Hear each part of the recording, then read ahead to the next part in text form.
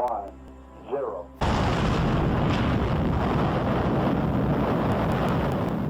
اعوذ باللہ من الشیطان الرجیم، بسم اللہ الرحمن الرحیم۔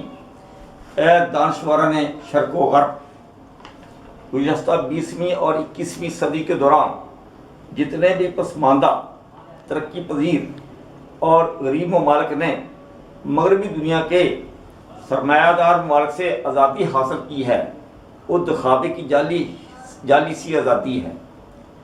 سیاسی، معاشی، اقتصادی، مالی اور مالیاتی طور پر یہ ممالک ابھی بھی مغربی یورپ اور امریکہ کے سیاسی اور معاشی طور پر غلام ہی ہیں۔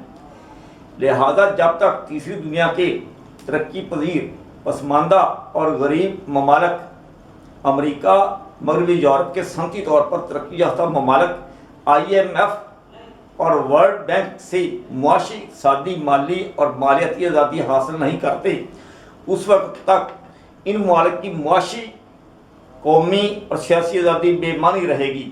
وما علینا الا البلاغ المبین۔